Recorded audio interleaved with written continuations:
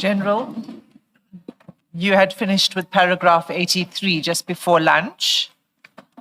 Can you proceed from paragraph 84, please?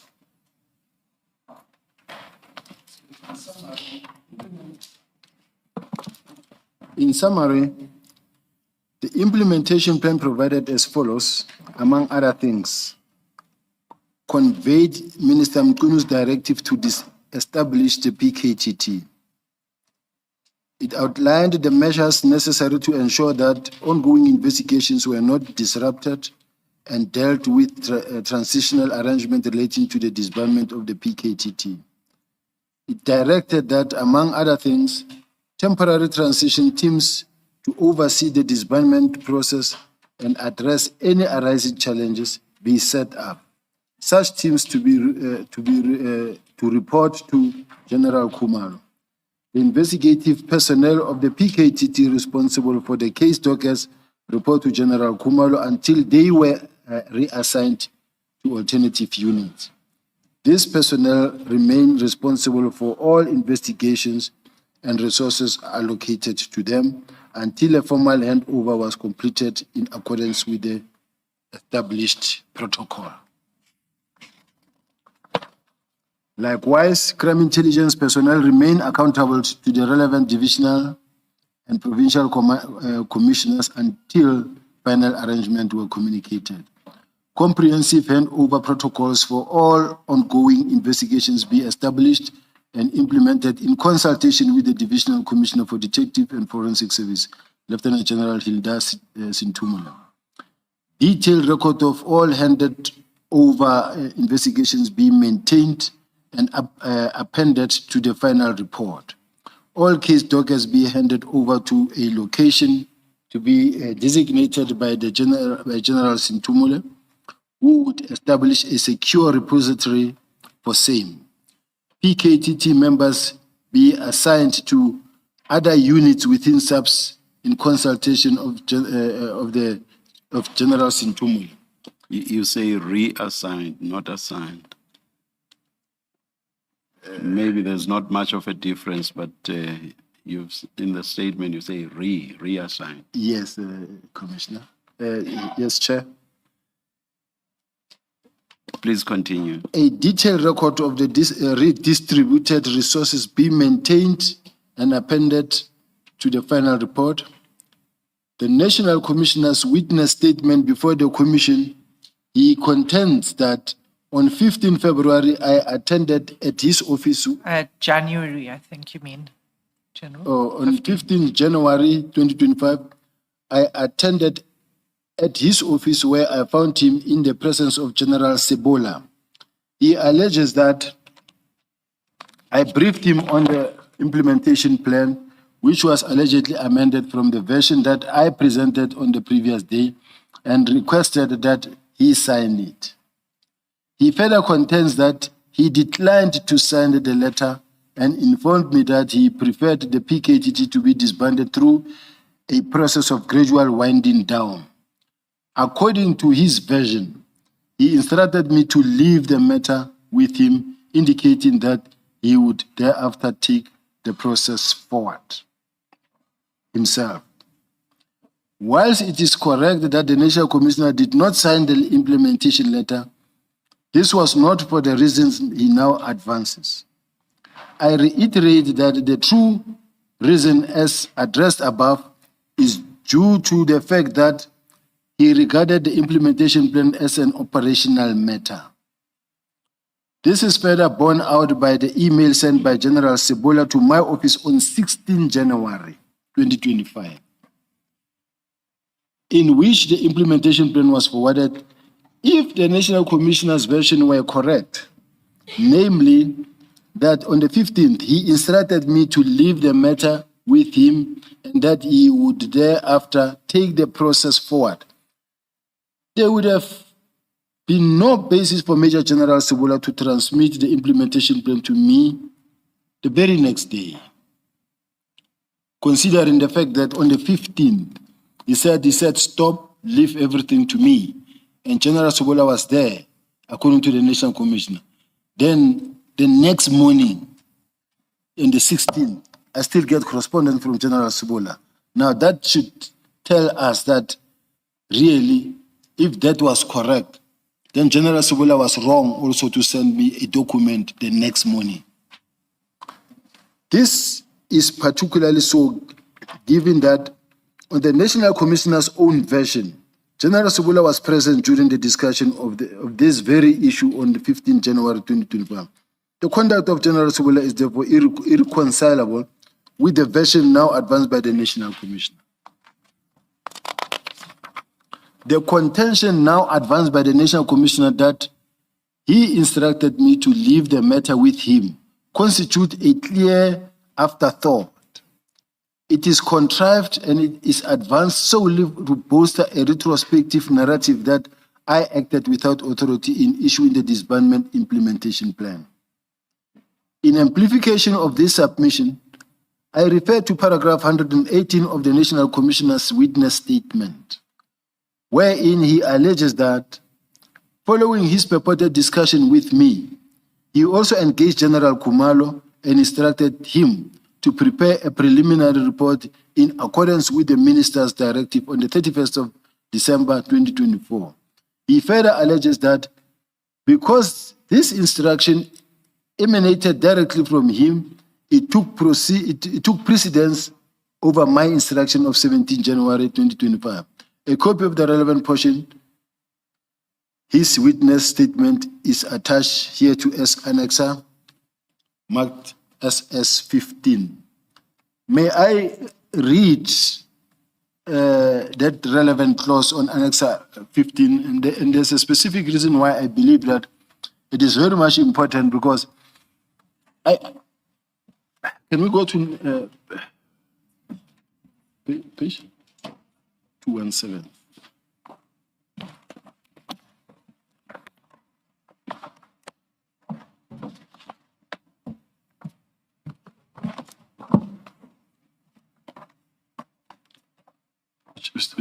My apology, commissioners. I'm slow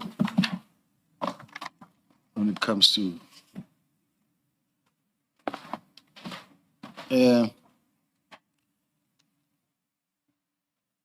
I want to refer specifically where the National Commissioner say, okay, at the later stage, the president, it is. Sorry, man. 117. Paragraph 117. On the 15th of January 2025, Lieutenant General Sibiya came to my office and found me with Major General Sibola. He briefed me on the prepared plan letter for the PKTT. He presented a plan letter directed to Lieutenant General Kumalo, which letter he requested that I sign. I did not sign the plan and told him I would prefer that it ultimately the PKTT was to be disbanded, which I was against. I did not want it to be abrupt, but rather be taken through the process of winding it down gradually. I told him to leave the matter with me, and I will continue with it myself and develop a report plan that the minister required. Lieutenant General Sibiya was well aware that, as the National Commissioner, only I had the authority to sign off the letter he wanted me to sign. Notwithstanding this, he proceeded to issue the same letter under his own name on the 17th of January 2025, without even changing the due date, which was stated as 16 January 2025. This letter was issued under Lieutenant General Sibiya's name after Lieutenant General Kumalo and I briefed the minister on 16 January 2025 on Lieutenant General Sibiya's involvement and association with the criminal syndicates. I deal with this briefing later. Now, in line with my discussion with Lieutenant General Sibiya, I also had a discussion with Lieutenant General Kumalo. I told him to prepare a preliminary report as contained in the minister's directive of 31st December 2024, and that we should aim for 20 January 2025 to submit a report. Since this was a direct instruction from me, it took precedence over Lieutenant General Sibiya's instruction of 17 January. The reason why I wanted to read this, it pains me to see where the National Commissioner compares himself to me. I'm his subordinate. I report to him. He's my boss. He cannot say he gave an instruction and I also gave an instruction, and then his instruction took precedence over his because he's the National Commissioner. Whatever that I wrote or whatever that I submitted, all of it comes from the Office of the National Commissioner. Even if, let's say, the National Commissioner was not in agreement with the letter that was written by General Rabi, it was for the National Commissioner to say to General Rabi, but I don't agree with this. Under normal circumstances, in situations like those, when we have to come up with a strategy on how to fight, whether it's cash in transit or what, and the National Commissioner is not happy with the document, he will call all of us and say, I'm not happy with this. Sit down, put the document that I want, and he will give guidance and he will say, I'm going. I'll come back at 12 o'clock midnight, and you must tell me that you must give me the document that I want. So to say, the National Commissioner said, leave it to me, I'll take it over and I'll do it myself. Then later, he then also come and say, I told General Khumalo to ignore him, and then because of the fact that he's a National Commissioner, his instruction took precedence over mine. There was no competition there. He's my boss also. Whatever that he says goes. So I just wanted to bring that point to say that there was no competition here. What I did is what the National Commissioner was directing. And even as I was writing other letters, it's because the National Commissioner never said to me, stop, I'll take it up myself, I'll do it myself. He never said that to me. So I thought we were running smoothly with the National Commissioner. We kept on attending many other meetings with the National Commissioner, hoping that we are together with the National Commissioner. In the meantime, the National Commissioner was running with the hares and hunting with the hounds, where you cannot play for two teams at the same time. You run with us here, you are with us, you cooperate with us, you support us here, and then on the other hand, that side, you go that side and you prevent the same plan that you implement in this side. Because why I'm saying that, if the National Commissioner said, leave it to me, I'll do it myself. It has never happened in the record of my involvement with the National Commissioner, because the bottom line, I'm senior to General Khumalo. He will say, no. Normally we'll even sit together and do it and fix it. Or he will call General Khumalo and others and say, let's work together, and then we'll sit in a boardroom, flash it there, and then start working on it. So there's this and that the National Commissioner said, stop it, I'll do it myself. But then the next morning, I still get correspondence from the National Commissioner that says, sign it, proceed. Then I sign it and proceed. Now, that to me, I wanted the commissioners, chair, to look at it and really with circumspect. Because I'm saying there's no way that I could, I've never in my life, having worked with the National Commission, defied him or argued with him or differed with him in any way. Whatever that he said as the National Commissioner, I know his powers. I know that even if I'm the deputy, if tomorrow says, you are my deputy and I don't like the way I work with you because you don't listen, it doesn't need the minister or anybody to change me. He can just do it. I suffer the BS of the National Commissioner. So the National Commissioner would not have done that. Thank you very much. On that point, I'll proceed to the next one. That's paragraph. I think you're paragraph 93. 92. This amounts to a clear admission that he was fully aware of the letter I issued on 17 January 2025. His assertion that his instruction to General Khumalo took precedence over mine necessarily presupposes knowledge of my instruction. Absent such knowledge, there would have been no factual or logical basis upon which to assert the the primacy of his instruction.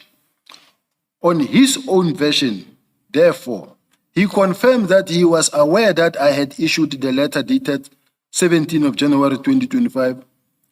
This directly contradicts his contention that I had been instructed to leave the matter with him and that he would thereafter deal with it himself. The two versions cannot coexist, and his reliance on the alleged precedence of his instruction served only to expose the internal inconsistencies. On 5 of March 2025, the disbandment of the PKTT was debated before Portfolio Committee on Police in Parliament. Both the National Commissioner and General Mkhwanazi were present. But before I get that, I think it is important to note that the National Commissioner said, stop, I will do it myself. But there has been a number of subsequent meetings on the subject where I received invitation to be part of those meetings from the Office of the National Commissioner. So this tells one that if I said, hey, it looks like you don't know what you are doing, stop, I'll do it, I'll take it, I'll do it with General Khumalo, the two of us. Then, I don't know, would you really invite me again in other meetings to participate in those meetings when I'm useless? So, to me, something else. Can you just clarify something? Remember, you moved from a plan that you prepared, and you say there's inconsistency because National Commissioner says he then asked General Khumalo to produce a plan. Now the 20th of January comes. Whose plan was presented to the minister? Was it yours or the one that was prepared by General Khumalo? It was the one that was presented by General Khumalo and General Masemola. So he's correct that his instruction took precedence because what he presented to the minister is not what you produced, but what he asked General Khumalo to produce. Just as a matter of fact, not because we are debating. He's correct, but there's only one thing that I want the commissioner to note, is the fact that that letter of the 22nd that was submitted by the National Commissioner, that was crafted by maybe General Khumalo, was only known to the two of them. I never received it. It was never sent to me. If I'm the General Khumalo reports to me, General Sintumile reports to me, the environment is mine. Now, the National Commissioner, let's say he gave that instruction. Why don't you say, write an official letter that says, General Sibiya, we will take over from here. Please relax, take it easy. And then from there, whatever that happens, let me not get involved. Now, the National Commissioner submit a document to the minister. I didn't know. And that document, even the minister apparently didn't receive or get. But I'm saying from where I'm sitting, I didn't know, I don't have it. One could ask a question and say, all right, is there any particular reason why it was only from General Khumalo to the minister and not me knowing or copied at least, so for me to know? Because I continued participating, writing letters. National Commissioner is aware that I'm writing letters. Then in the meantime, he told them this side that no, ignore him. I don't know that. I only heard as and when we were challenging in court and said, no, I told him to ignore him. But in the meantime, I was running with full speed. This side thinking that we are implementing, we are still together. In the meantime, my subordinates, this side were told, no, ignore him. Thank you.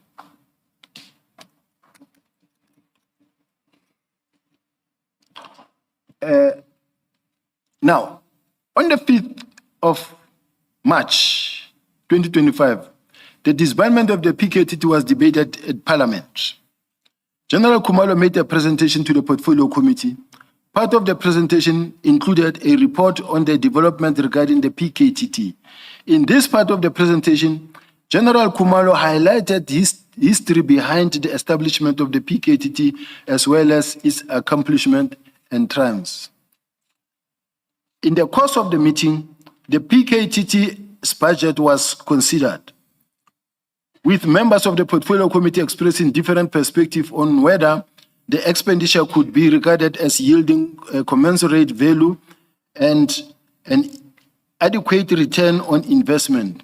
To avoid prolixity, I attach here to marked SS16 the relevant extract of the meeting transcript. The full transcript of the meeting can be made available on the Commission's report.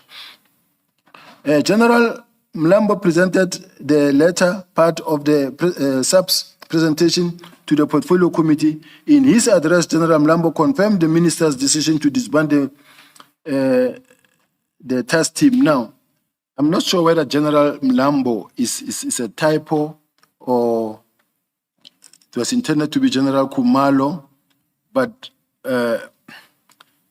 I know General Kumalo presented, I was in Parliament. He further confirmed that the disbandment or disbandment of the PKTT would be effected through its transition from the PKTT to the serious and violent crime component, specifically the murder and robbery unit, within the Division of Detective and Forensic Service. This transition would allow the continued handling of cases under investigation as well as those presently before various courts. I pause to mention that a comparison of the above address and the contents of the communication which I had circulated on 17 January 2025 pertaining to the disbandment of the PKTT reveals no material difference. General, are you asking us at paragraph 97 to make a correction? Because the statement has to reflect what you say. Where you say General Mlambo might be a typo for General Kumalo. I want to put, I'll feel comfortable to say General Kumalo because I don't know General Mlambo. Okay, thank you.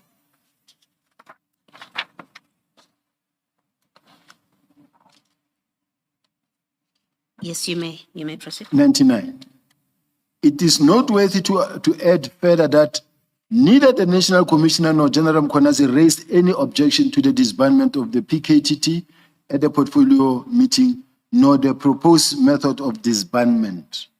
Against this backdrop, it is concerning that the National Commissioner now seeks to distance himself from the developments relating to the disbandment of the PKTT and withdrawal of the case dockets. On 5 June 2025, the National Commissioner, okay, before I proceed to this, I want to talk to the presentation that was made in Parliament. General Kumalo presented about the fact that the minister has given a direction as to the disbandment of the PKTT, and he says there has been various meetings held in this regard, and that the PKTT has achieved the purpose for which they were established. 9 districts out of 10 have stabilized. Only one, eThekwini district, is the one that is still giving a headache. But all other 9, and he presented a map that shows green all the way, only one was red. And he said the PKTT can be used as a benchmark. And the docket will be taken now to the murder and robbery unit for further investigation. Now, this is something that we all were working on and agreed on, that no, now they must go to murder and robbery unit because this is where they belong. This is the mandate of the murder and robbery unit. So now the docket, he said, will be taken there. And he did mention that in a phased-in approach. And then the very next day, they came with, I just think I must first read this until the end so that I don't run and then only to find that I leave important facts behind. On the 5th of June 2025, the National Commissioner approved the work study report. I pause to mention the comments of the National Commissioner appended to his approval, in which he instructed me to expedite the establishment of the murder and robbery unit. While I was not privy to any other specific discussions, if any, in relation to the Minister's directive to disband to disestablish the PKTT on the 31st of December 2024, regard being held to the circumstances set out above, the directive did not come as a complete surprise to me, and at the very least ought not to have come as a surprise to the National Commissioner. But just for my sake, I just want to say, on the very next day, the 6th of January, the 6th of March, there is an implementation plan. I know the commissioners have seen it. On the 17th, it outlines the plan on how they are going to deal with it. On the 17th of March, they say they will hand over the dockets to the detectives and to the Eastern Cape so that they can be taken to the murder and robbery unit. Now, and I also want to refer to the Portfolio Committee's chairperson, who at some point, after hearing that there is a concern around the disbandment, he came out on TV, national TV, and he said, but you came to Parliament, you presented to Parliament, and nobody raised any concern. You were all in agreement that we are disbanding and that you are going to take the dockets there. Now we are surprised, why this now?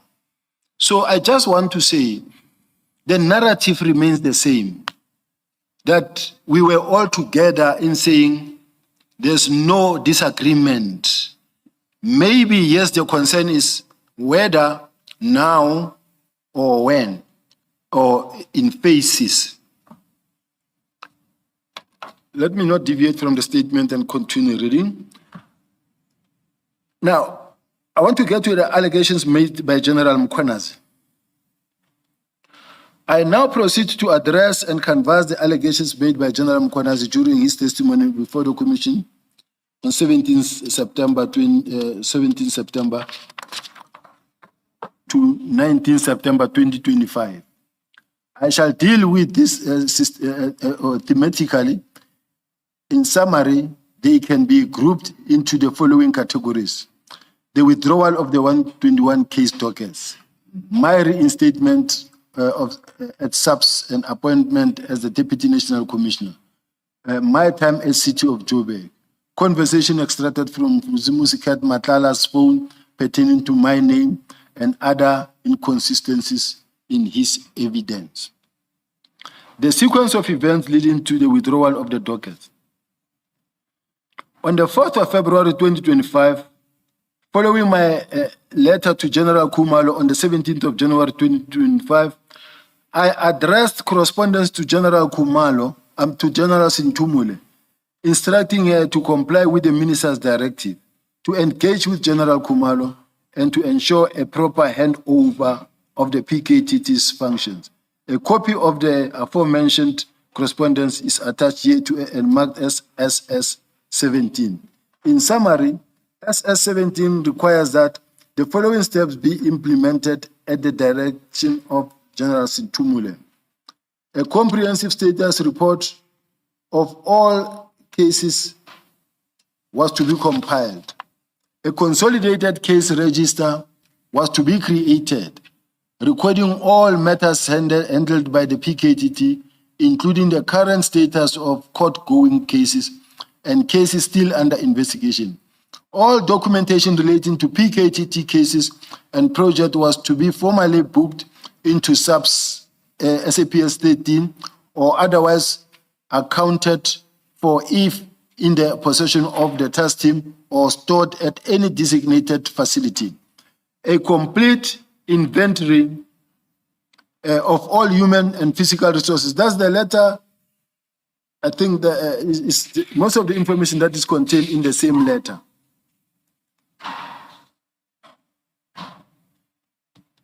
What is evident from the above is that there was no express instruction to withdraw dockets from the PKTT and have them stored at head office.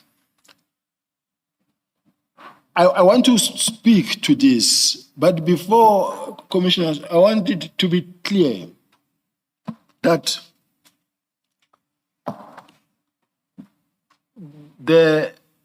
my involvement, I was not involved in the PKTT at all, and no any other person was involved except only 4 people: Minister, National Commissioner, General Kumalo, General Masemola, maybe General Sibiya of the Hawks, but he was not mostly involved, apparently. But only those 4. So we had nothing to do with the PKTT. But all of a sudden, the National Commissioner wrote to me on the 3rd and a message. He wrote to me an email that says, and I want us to read that email. I know the commissioners have seen it before, because what I want to repeat it and read it into the record, because this is what kept me in the game, what made me get involved.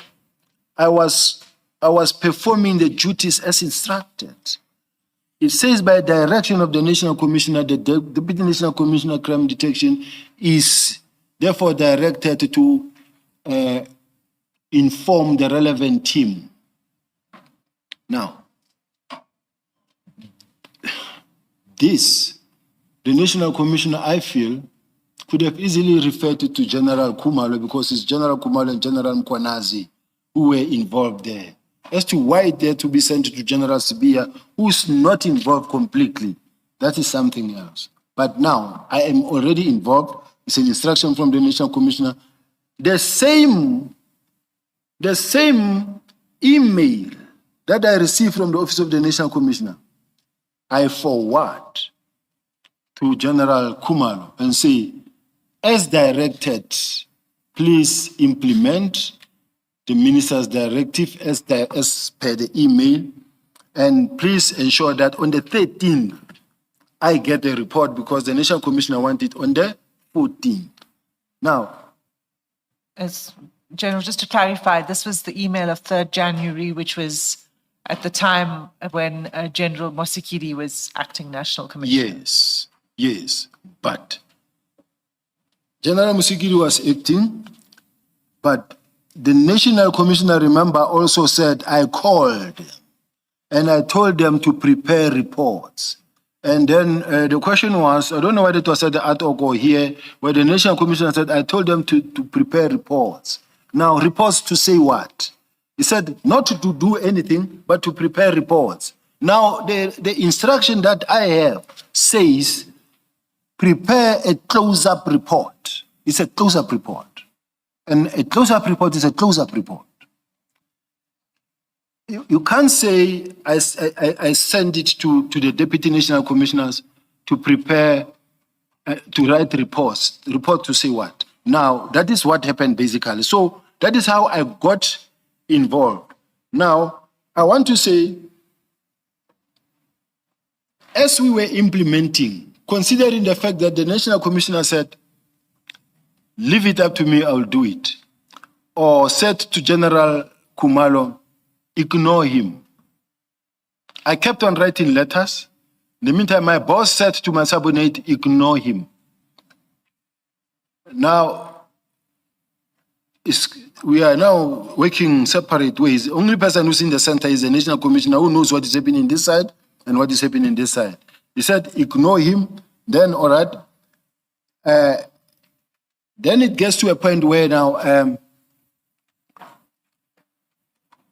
the National Commissioner, okay, in my case, all of a sudden, after the implementation plan, that was the action plan, that was actually crafted on the 6th of March. That says by the 17th, we will be transferring the dockets to murder and robbery to the province. Now, come the 28th of January, the 27th, General Kumalo gave an instruction. Now, General Kumalo is crime intelligence, is the coordinator of the PKTT. He gave an instruction to a Colonel Kumalo to go and collect the docket from KZN. The judge, the chairperson asked a question and say, why were the dockets taken from KZN to Gauteng? I don't know. I never gave any instructions to anyone to go fetch the dockets from KZ and bring them to Gauteng. Now, the dockets were taken from KZN, brought to head office. I only was told that the dockets have been handed over. Here is a, can we refer to the handing over report and the people that attended that handing over? Because there are signatures of the individuals that were involved there to do a handing over. In my case, I've been involved, Chair, in many such handing overs, including the disbandment of the Scorpions into the DPCI. I am the one who, with Advocate Rothman, I was the head of investigation. Advocate Rothman was in general the head of the DPCI. All the dockets I was, and the projects, we had to take them to the police. We had to prepare reports. We had to look into each and every one, the status, and then so that we have a proper record of what we handed over. So to my advice was that just make sure that nothing falls in between the cracks and that we don't lose cases because of this transition and that we can account for each and every docket. Now the team met with General Sintumule, with General Kumalo, with those individual other police officials that were involved. They did the handing over. I am not even involved. At that time, I didn't even know that that process is happening. I know I've once written something that says it must happen. Now it's happening, but I didn't know. So now, General Kumalo reports to me, General Sintumula reports to me and said, 118 dockets have been brought, and then we've got them. So the team is still taking stock and also inspecting them so that we can check in which status they are. Then after some, I don't know whether it's a week or two, but after a month, 3 more dockets were brought of Namhla Mtwa in the Eastern Cape. This is the case that I allocated to General Kumalo more than a year ago to look into. They were also brought in. Now it's 121 dockets. Now, this 121 dockets, they are here at head office. I realize that in my mind, I say, these dockets are here. Immediately, I think a week thereafter, I wrote a letter that says this docket must be gone. They must go back to where they belong, station. Everybody must now, because the dockets are here now. I said, now let it be that everybody now, because the dockets are here and they must now reach the stations where they belong, or murder and robbery unit where they belong. So General Sintumula says to me, I called General Mkhwanazi to discuss it with him.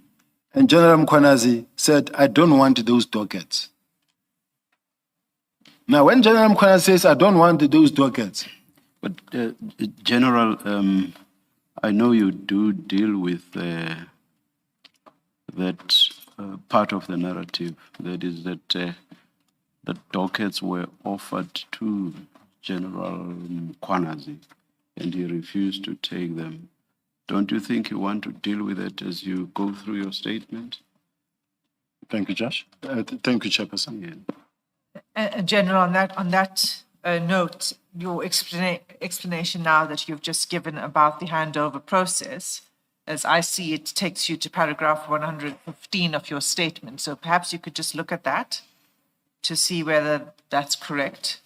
Why,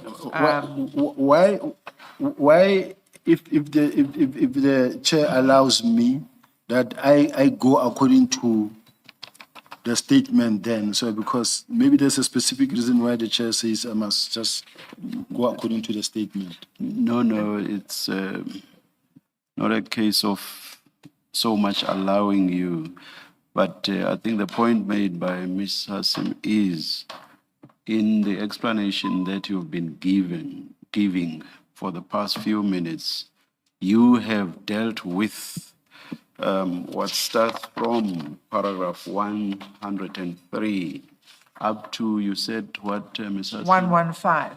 up to 115. So I think what you should do is just to consider whether you agree that that is indeed so. If you do, then you start from 115 or 116.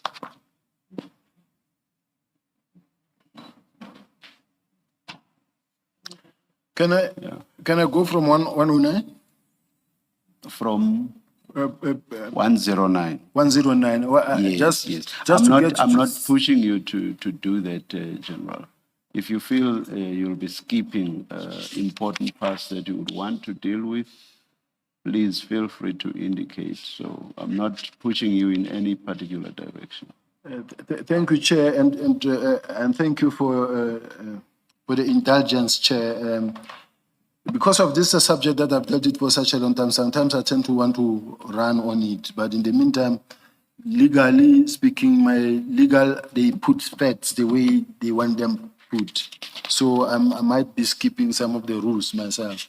So I'll read from 105 so that I just take it step by step. 105. Tell me where to start, Chair. I think, yeah, well, Let's just let the, let's start let where the general start. 106. You read 105 I'll already. go from 106, Yes. Chair. Thank you All very right. much. All right, thank you. What is evident from the above is that there was no express instruction to withdraw dockets from the PKTT and have them stored at head office. Not from me. On the contrary, the directives contemplated the proper recording, safeguarding, and management of case dockets and related documentation. The above interventions were reasonable and necessary measures that would ordinarily be implemented when disestablishing a team. They were aimed at ensuring that the integrity of evidence and pending cases was preserved, that ongoing investigations were not disrupted, while currently ensuring that proper and comprehensive reports were compiled for purpose of accountability and historical record keeping. Far from being untoward, these interventions were standard, appropriate, and to be expected in the orderly disestablishment of any team. Following the Portfolio Committee meeting that took place on 5 of March, a briefing on the disestablishment of the PKT took place on 6 March. At such a meeting, General Kumalo presented a briefing note to the Minister on the disbandment of the PKTT. A copy of this presentation is annexed here to us, marked as SS 18. Can we go to annex SS 18? Here is it.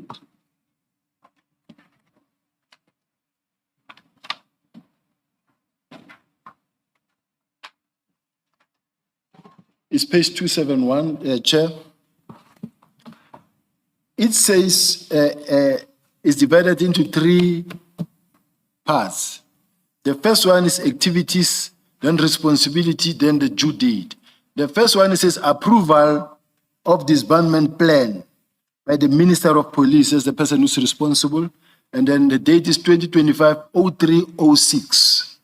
Then stakeholder engagement with NPA, including prioritization of the 114 cases, is National Commissioner. Sorry, General, where are you reading now? We do see the document. It starts at, I think, 330. It does, yes. SS 18, is that the document you wish to refer to? That's a presentation to Parliament. Not to Parliament, to the Minister. To the on Minister, 6th. yes, Yeah. 6th It is- of March. it is This one.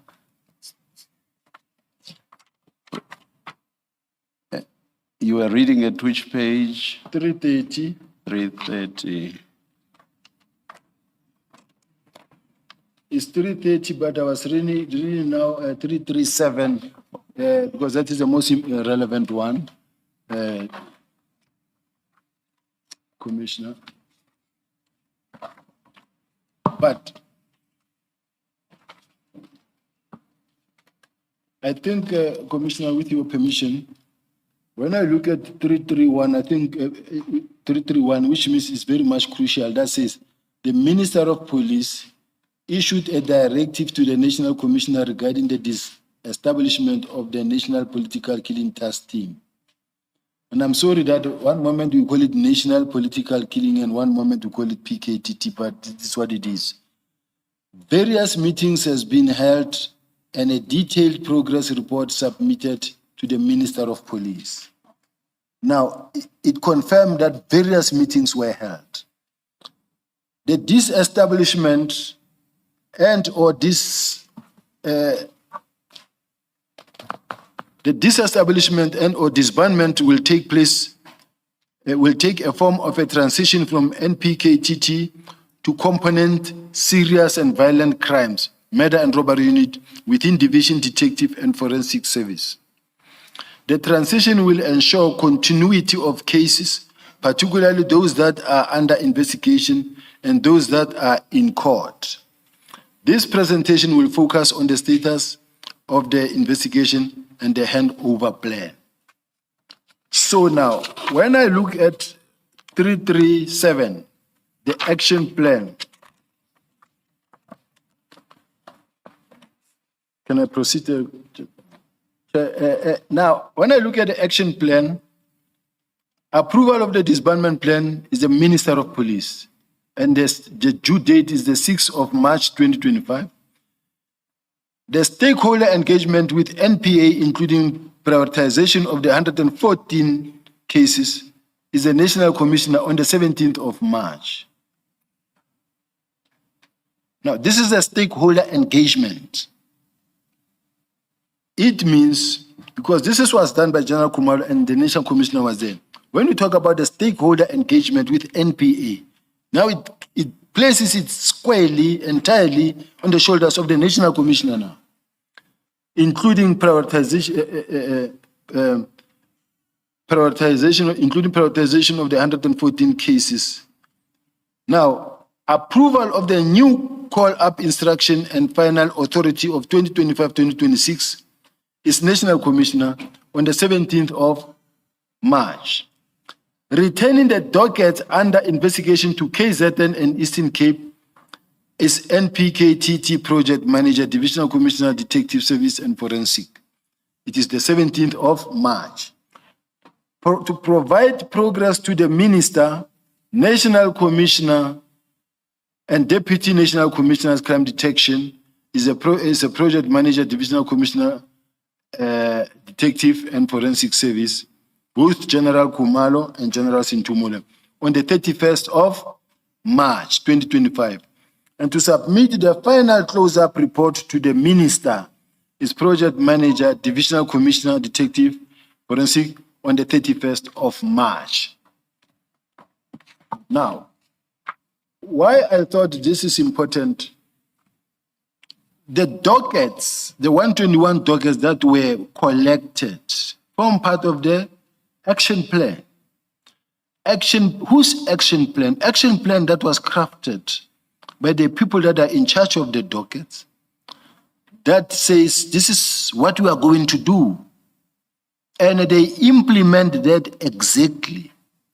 And how they implemented it, in one of the letters that I wrote, I said it must be handed over to the Divisional Commissioner, the detectives. Now, I am in charge of 2 divisions. Both of them are my divisions, both of them. Now I say, because you are crime intelligence, these belong into this space, murder and robbery unit. Just you do a handing over to this one. They don't have to bring the dockets to head office. They could both flown down, go and do it. They can still do it in the office and say, all right, here's the handing over, and then I'm handing over so many dockets and everything, and then General Sintumula will just confirm that I received so many dockets, and this is how it went. So as to how the dockets were removed from KZN and brought to head office, that I didn't have any control over, Chairperson. So let me proceed with my statement. Evidence leader, You had paragraph 110. 110. The presentation prepared by General Kumalo contains a detailed action plan recording the steps to be taken in the disestablishment of the PKTT, identifying the official responsible for each step, and stipulating the corresponding due dates for their completion. When regarded to the action plan that was prepared, it is apparent that one of its components was that the returning of the dockets under investigation to KwaZulu-Natal and the Eastern Cape. This step was required to be completed by 17 March 2025. On the 27th of March 2025, I attended a follow-up ministerial meeting at SAPS, where the National Commissioner and General Kumalo presented an update entitled Disbandment of Political Killing Task Team. At that meeting, Minister Mkunu expressed his dissatisfaction that the National Commissioner had failed to act in accordance with his directive to disband the PKTT immediately. On the 28th of March 2025, the PKTT convener, General Kumalo, and General Sintumule, there was a typo here.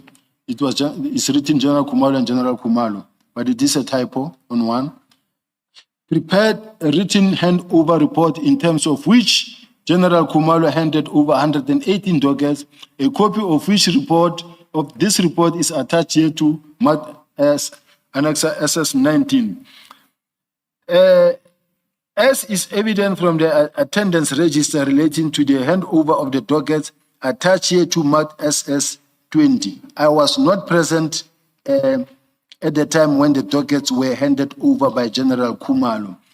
Can we just maybe run our eyes through SS20 just to indicate the people who were there? I've got it. This is page 353.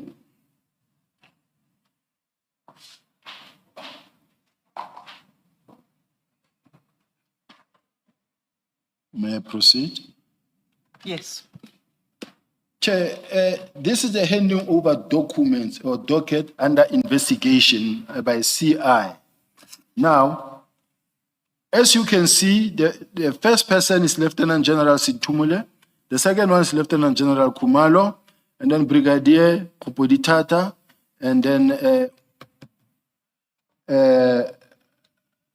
I don't know whether it's Ramukuba or then Mzuli, then Msoko, then Kitseke, and Kebekulu. So these are the people, and then each one of them on the side here, there's a disclaimer that says, I, the undersigned, attending official meeting for a specific purpose where matters of sensitive government directives will be disclosed. I solemnly declare that so this one was just a declaration to say that I won't leak information, I won't do that. But what I wanted to just bring to the attention of the commissioners is that there was a big team that was put together to say, go through this document so that whatever that we receive, we can account. And that tomorrow we are not going to be blamed for whatever reason. So when they took it, they then even went to an extent of saying, we are inspecting this docket.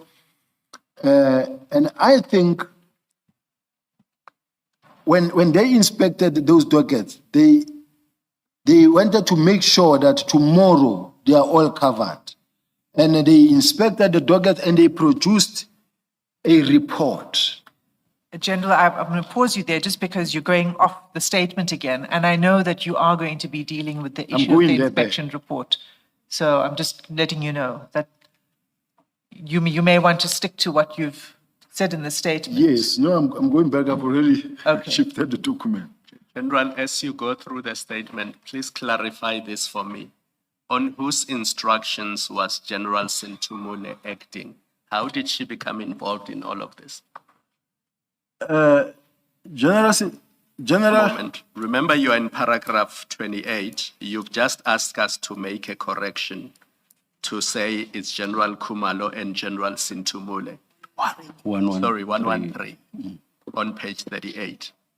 So as you explain that and you go through your statement, just clarify for me how General Sintumule becomes involved. We've got her version, but maybe from how you remember it, you can just clarify for us. As I indicated earlier, commissioners, I have two divisional commissioners. I don't deal with the ground. Now, the two divisional commissioners, Divisional Commissioner CI, Crime Intelligence, who is also doing the political killing testing, must hand over to General Sintumule, under whose mandate the murder and robbery unit fall. So this one must hand over to this one. Was that your instruction, that this one must hand over the dockets to the other one? That's correct. It's because the reason I'm asking is I had understood you earlier to be saying you gave no instruction and you had nothing to do with the handover of the dockets. That's why I was a bit confused. So I needed that clarity so that I understand. How did General Sintumule get to decide that she must get dockets from General Kumalo? So you're saying you are the one who instructed General Kumalo to hand over the dockets to General Sintumule? Yes. That's the first point. The second point is that based on their action plan themselves, they said this is what we are going to do. Themselves, they came up with an action plan. This is the action plan they came up with and said this is what we are going to do. But it was inevitable anyway because General Sintumule, it is her role, it is her department. So my instruction was just to say, give from this one to this one. So this is how she got involved. But what I never gave, the instruction that I never gave was to say, go get the dockets from KZ and bring them to head office. That never happened. I'm going now on paragraph 114. On the 22nd of April 2025, I followed up with Divisional Commissioner on the implementation of the Minister Mtunu's directive. A copy of my follow-up letter is attached here to as annexer SS21. This was as a result of the fact that the dockets were now taken to head office because now the dockets were here and I had to push now that something must happen so that they don't stay there and gather dust at head office. On the 23rd of April 2025, a further 3 dockets were handed over by General Kumalo. The dockets were in relation to the investigation conducted in the Eastern Cape. A copy of the handing over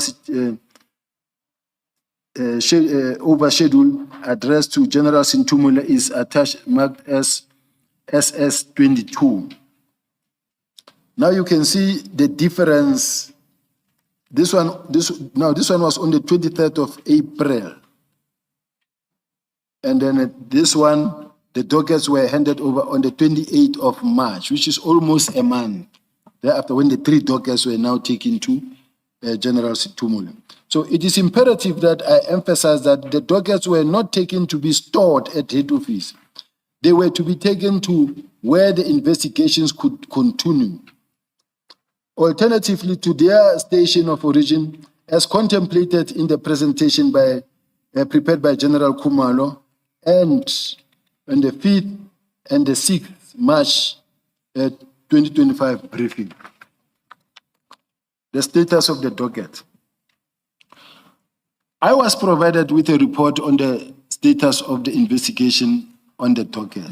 This status report on the docket was prepared by General Merikuki Motsepe. A copy of this report is attached here to Annexer SS23. May I read into the record Annexer SS23?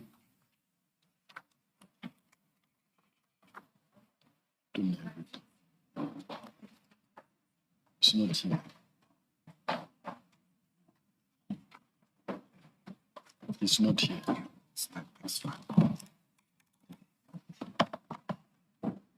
It's the next file, General.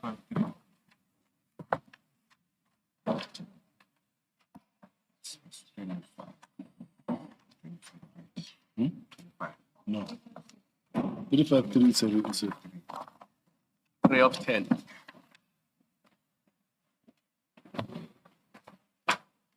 Now, this is the,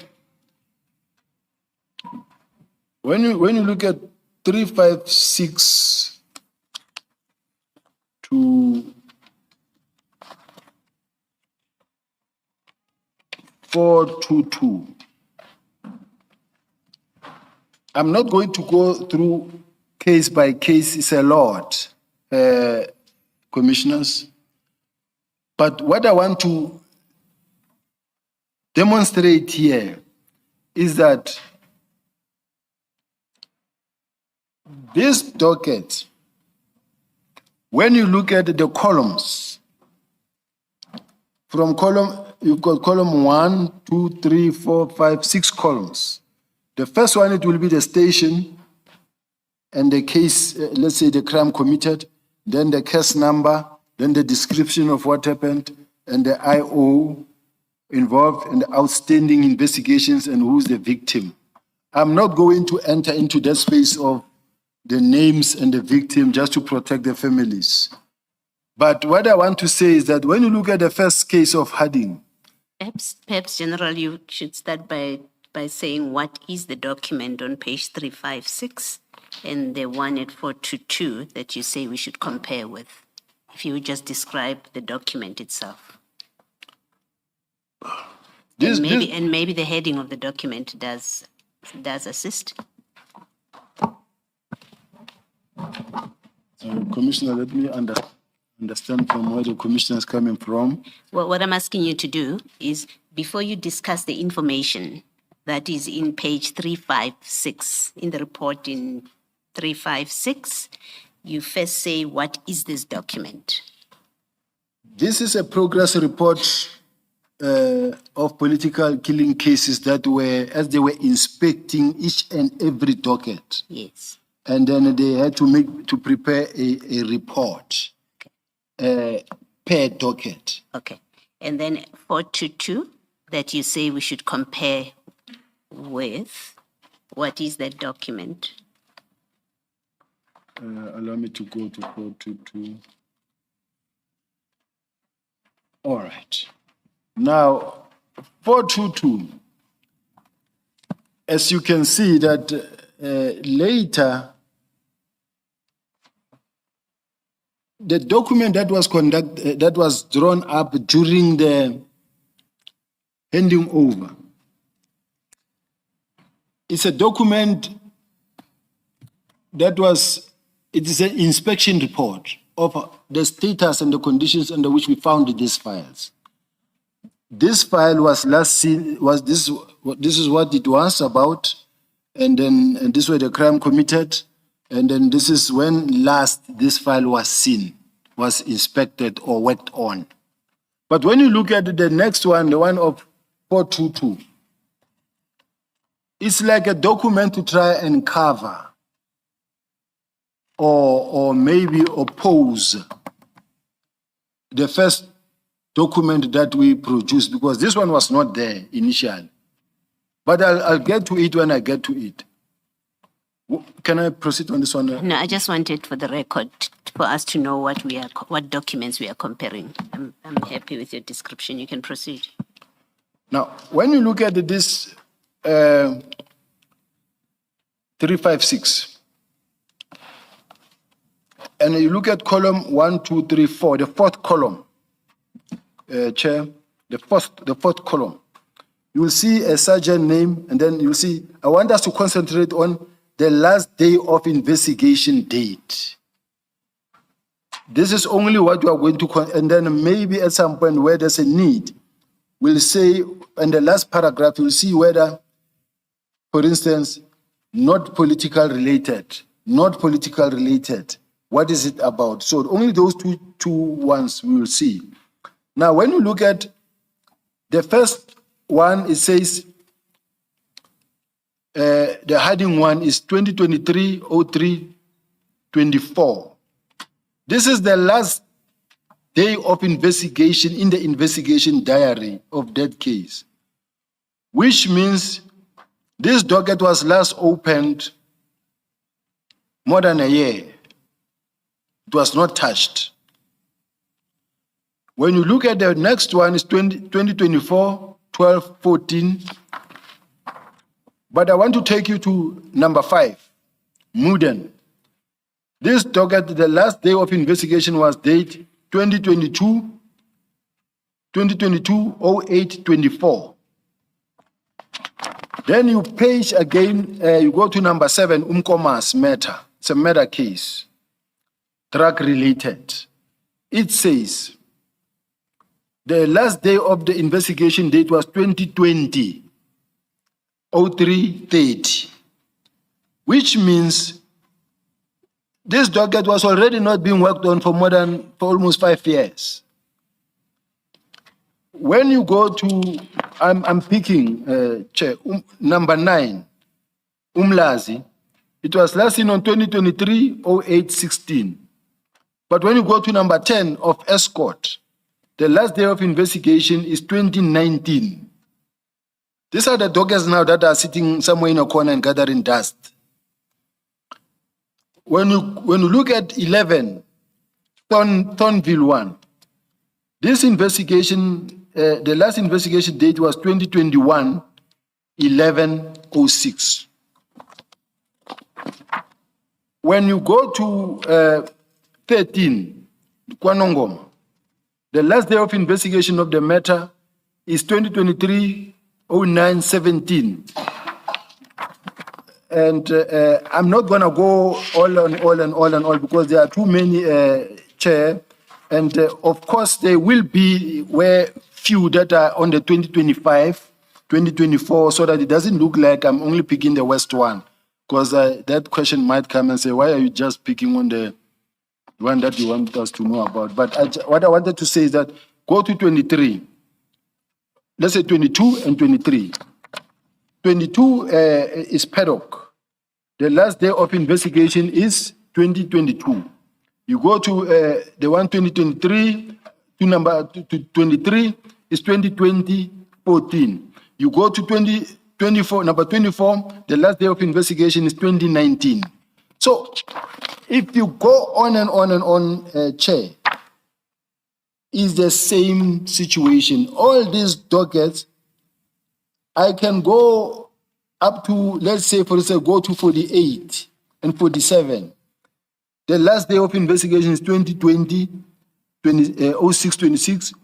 48 is 2021, 05-19. You go to 49, Melmoth is 2022, 05-10. So let me end here, just to save time. But I want to say, we didn't take the docket, store them at head office. They are gathering dust somewhere in my office. I've never seen even a single docket to date. I've never seen even one. There's never been in my office. I don't have a safe in my office, nor an archive. I've never had any docket sitting in my office gathering dust at all. But I was just showing this, and then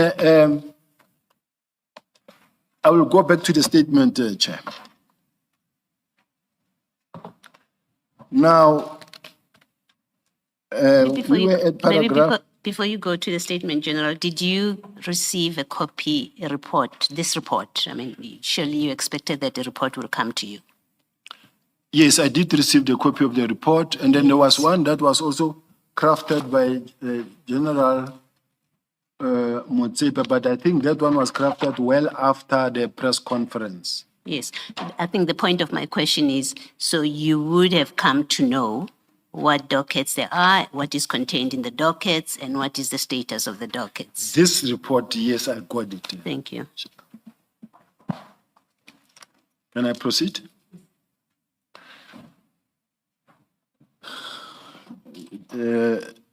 Evidence, you'll advise me. I'm at paragraph 119. Yes, you are. All right. 118, my observation of the status of the 121 dockets handed over is that many of them had not been worked on since 2018. It is therefore incorrect and malafide to attribute any investigative delays to me, as these dockets were only under head office control for a period of 3 months. In preparation, in paragraph 142 of General Mkhwanazi's statement, he states that at the time of removal from the task team, 5 of the dockets that were removed allegedly already contained instructions to arrest named suspects and that the arrests were not effected while the dockets were under my control for reasons not known to him. I want to categorically deny or make it clear that I never had any docket in my possession.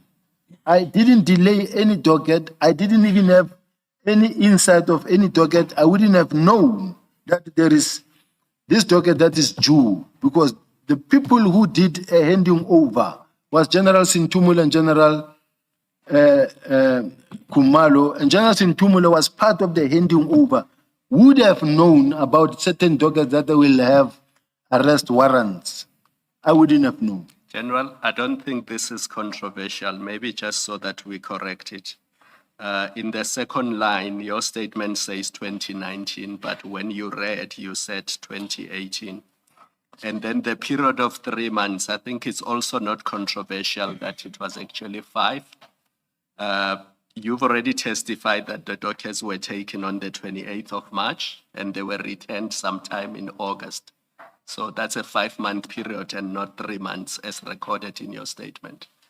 I don't think that is controversial. It's just a matter of correcting it as we go along. Yes, no, even in mine is 2019.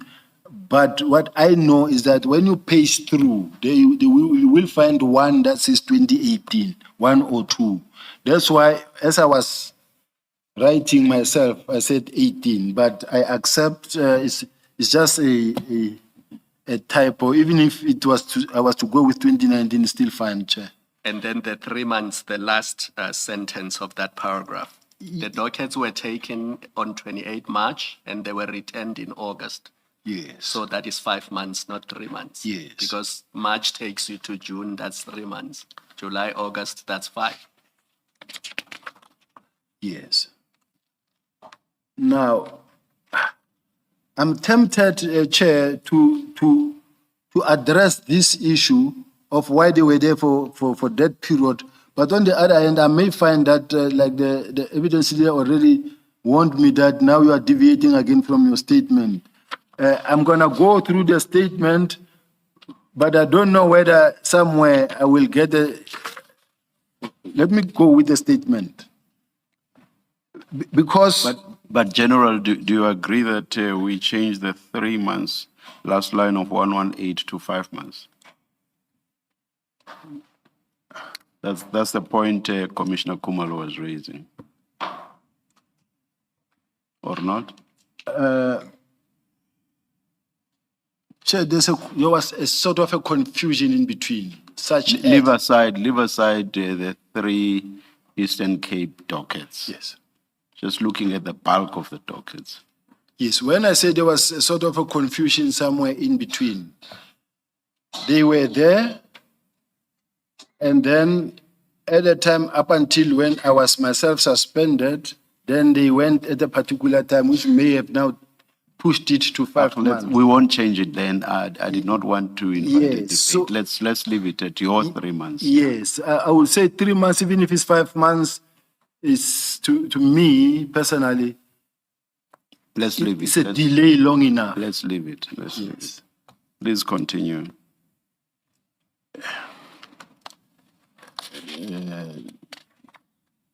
In paragraph 119.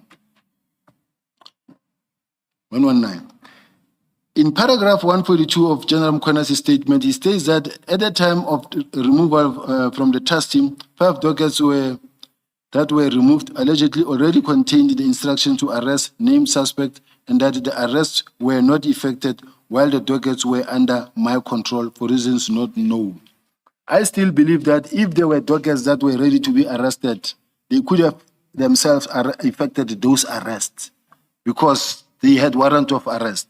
But there was no dockets, apparently, according to the report that I saw drafted by General Motsepe, that had a warrant of arrest. If there's any, I think on this, please go by what you have in your statement, because you do make the point about there being no J50s and so on in the docket. So please don't speak to it. Just thanks a lot, Chair. because otherwise it causes delays. Thanks a lot, Chair.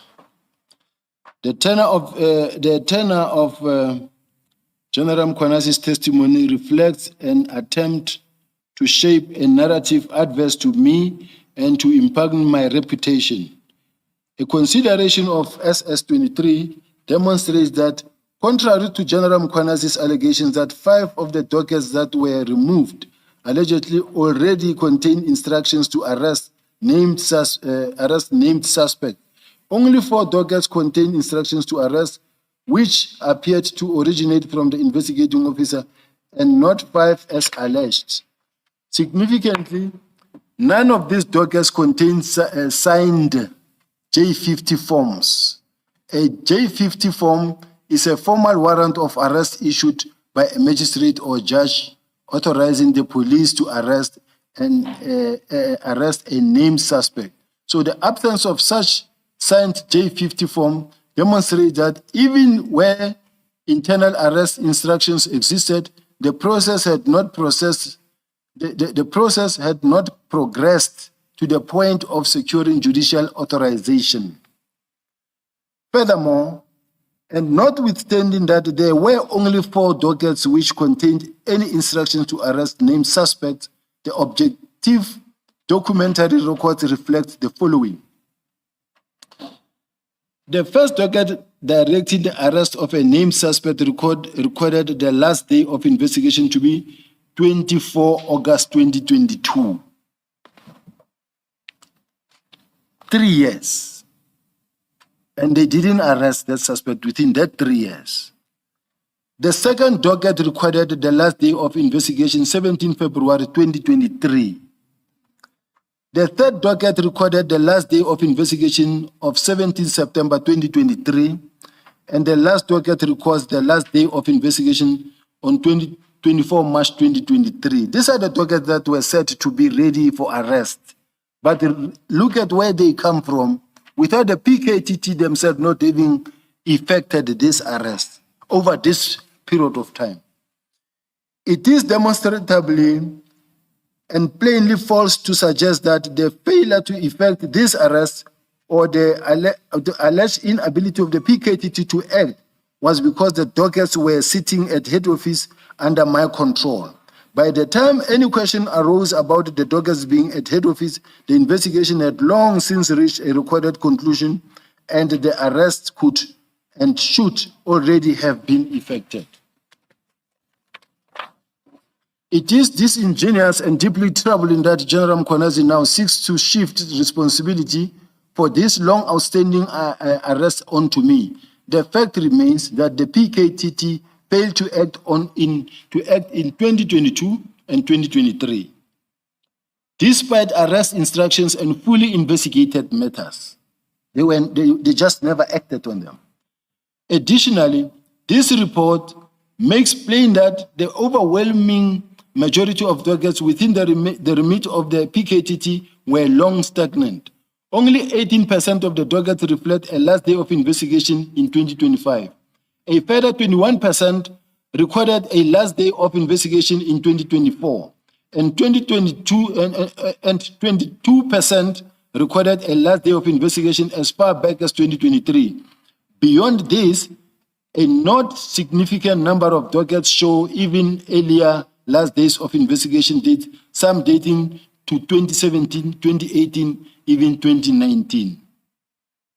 This is the last date when they had a look at these dockets themselves.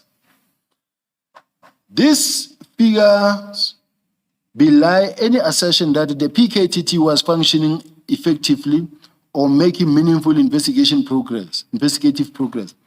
To the contrary, they reveal a pattern of dormancy and stagnation over a prolonged period, despite the team having been allocated substantial budget, resources, and operational support.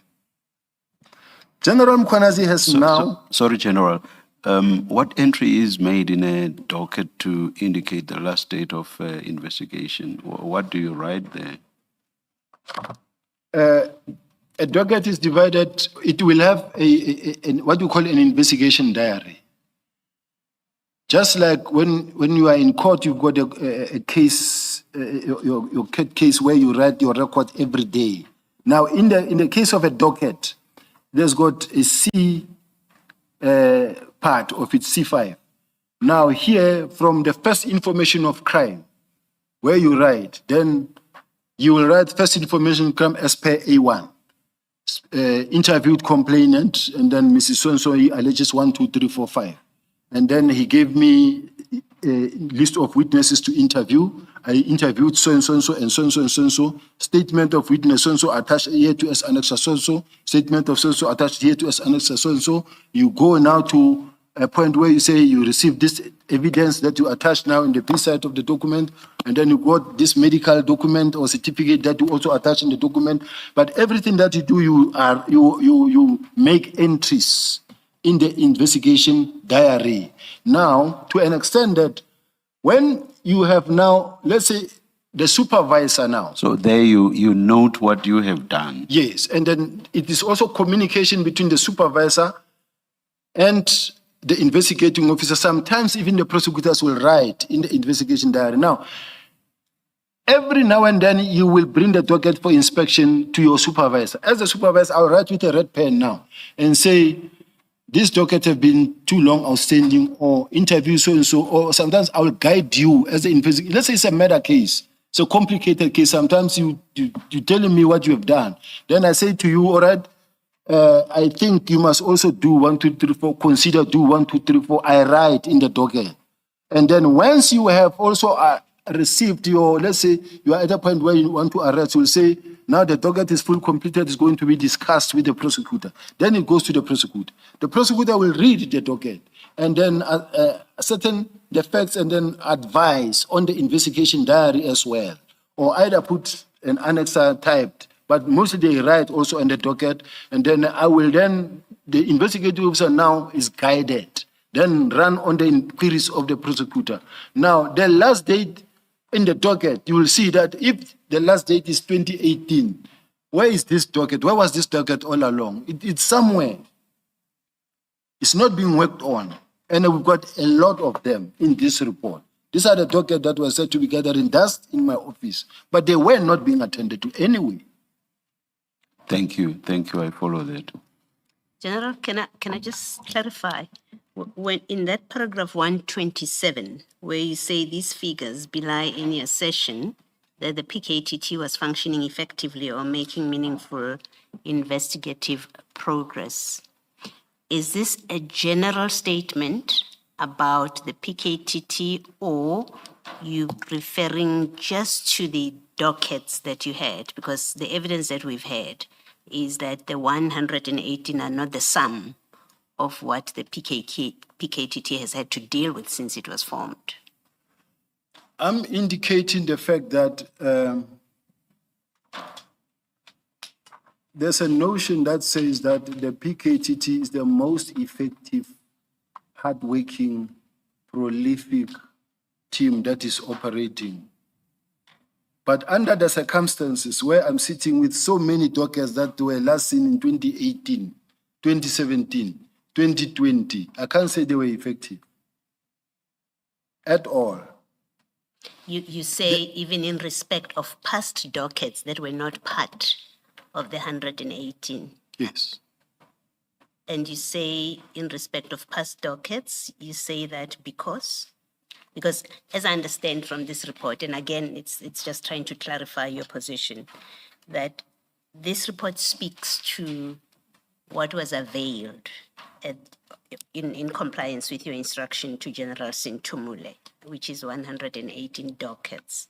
And then you've gone through ones that were last investigated some years back over a period, and you comment that that is evidence that the PKTT, that it's a lie, that the PKTT was effective. And I'm trying to understand that from these 118 dockets, you make the statement that in its life, therefore, the PKTT was never effective. I'm just trying to understand whether you confine yourself to the 118 or you're saying since it was formed in 2018, it was never effective. Well, I'm going to speak as an experienced investigating officer now from my corner, not in connection with the PKTT alone. I'm saying, even though the PKTT provided documents and they can put their dockets here and they say these are our successes. I have a document that I've prepared that along the way we are going to discuss about it, where I say I've got so many cases that are between 1 year and 5 years. I want to know, why do we still have a docket as long as between 1 year and 5 years? Why do I have a docket that is between, how many dockets in the country per province? That says I've got so many dockets that are between let's say 5 years and 10 years. Why do we have so many dockets? The reason why I'm taking this route, commissioners, I want to say, the fact that they say to you, remember they prepared the report, that's it, these are our successes. But you may find that the success they spoke about, a docket that was supposed to have been completed in 2 years was completed in 5 years. It does not necessarily mean that they are effective still, even though it was a success. To me, a successful and a very strong team, I say, and that is what is the report that we produced, that was approved even by the National Commissioner, to say, I have so many dockets in respective environments that are, you find that, let's say in crime intelligence, we've got dockets that are 20 years old and over. Now, I ask myself a question, why do I have a docket that is 20 years old? Okay. Let me interrupt you because I think you're going wider than what I was seeking clarification on. We will come back to it, but let me maybe highlight this to explain my question. What I wanted to understand, and I'm not asking you to respond now, we can deal with it later, is you have highlighted from this report a number of cases by year that were last investigated, and you highlight them to demonstrate that as you say in paragraph 127, that in fact they were not as effective and successful as they have claimed to be. That's how I've understood what you were doing with that table. And my question was, do you, on the basis of what you have highlighted or what you have found in this report, is it the sole basis on which you say they were not effective since they were formed? I want to suggest to you, because of how you're answering, I want to suggest to you that pack it, because I know there will be a much more detailed discussion about this, and pack it and keep it in mind, and then we'll get back to it at that time. But that's really what I'm asking you. Okay. Thank you. You may proceed.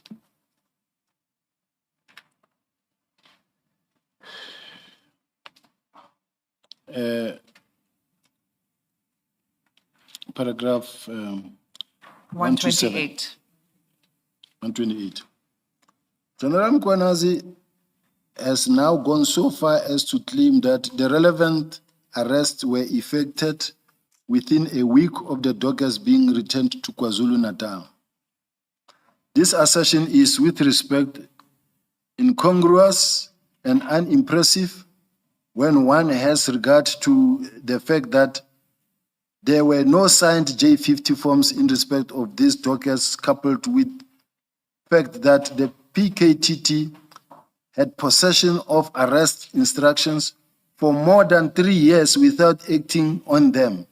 The suggestion that he suddenly acted with exceptional efficiency once the dockets were returned to KZN is implausible and calls into question the credibility of that claim.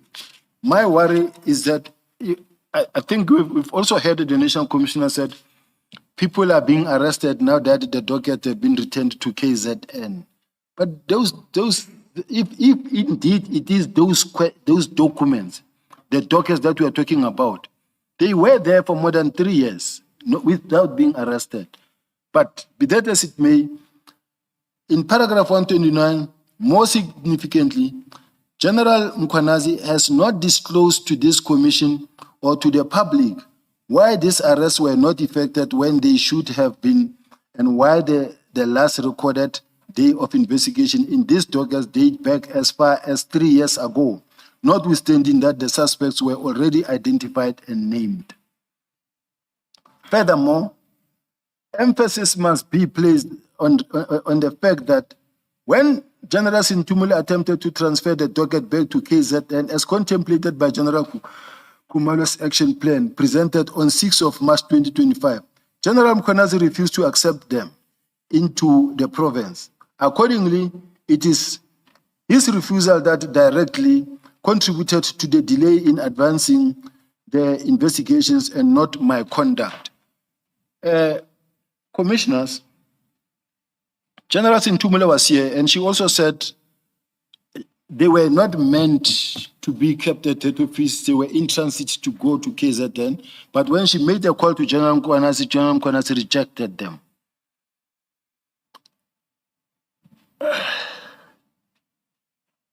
Chairperson, with respect, allow me to raise this one. I'm not being critical, but I'm just putting it with respect, Chair. When the Chair says, I don't know who gave an instruction, when they said General Mkhwanazi rejected the docket because he felt that this docket, he didn't know how they left the province, and the Chair said, I can put myself in General Mkhwanazi's shoes.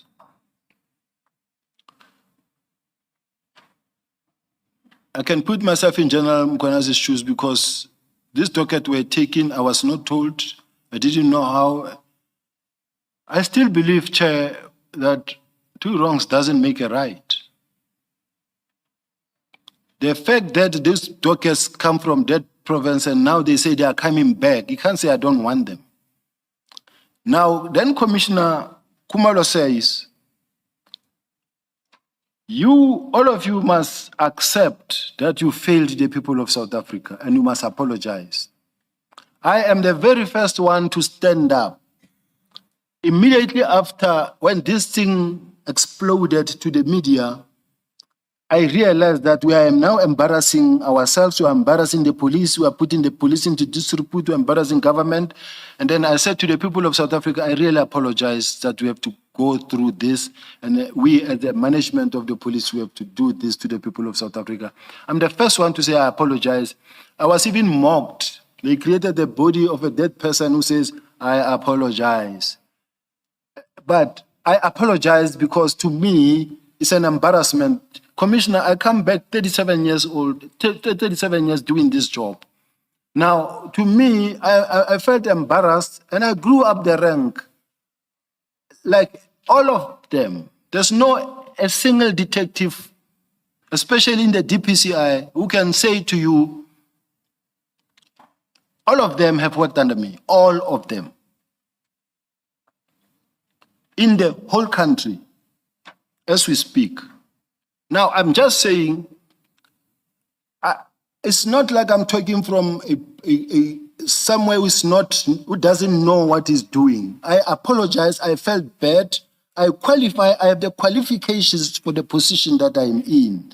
Even the one of the hawks that was advertised, they put the qualifications, I applied because I have the qualifications. So I'm just saying, Commissioner, I apologized, but I wanted to address this fact that says,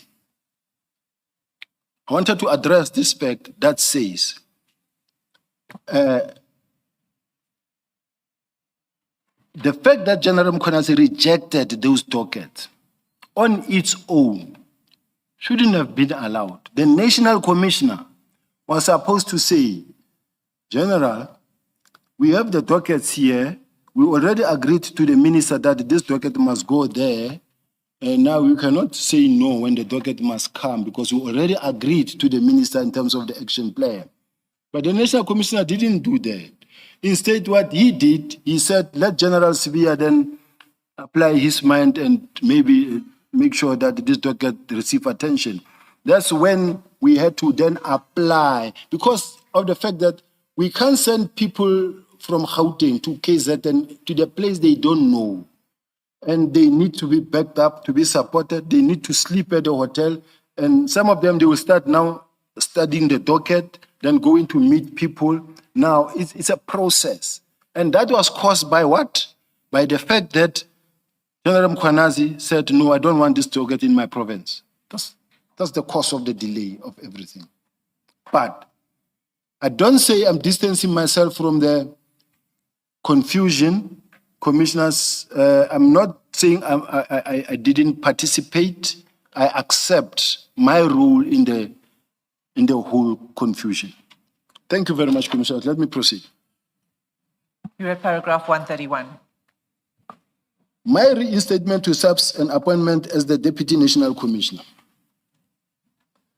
General Mkhwanazi sought to make much of the fact that the SAPS did not oppose my appeal to the Labour Court, challenging the Labour Court decision not to grant my reinstatement request after the Labour Court had found my dismissal to be substantively and procedurally unfair and further that approximately a year after my reinstatement, I was appointed as a Deputy National Commissioner. This emphasis is misplaced and misleading. The police fired me unlawfully so, and I challenged and General Ndlamase, and the court agreed with me that he made a false statement under oath and that he lacks honor and integrity and that I was falsely accused and everything. And the police then tried to object to my reinstatement. They even mentioned the fact that his position has already been filled. The judge said, no, even if it's been filled, the police, you can still place him somewhere. Even myself, I said, I don't mind going back. Even if you put me somewhere in a corner and give a chair, I'll sit there as long as I'm back at the police, because this is where my career is. That's why I left there, came back to the police, because it was a long outstanding court battle at the Labour Appeal Court. And when the Labour Appeal Court gave me that option, I grabbed it. By portraying these events as if they were irregular or suggestive of wrongdoing, General Mkhwanazi distorts their true significance and seek to impugn my integrity without factual basis.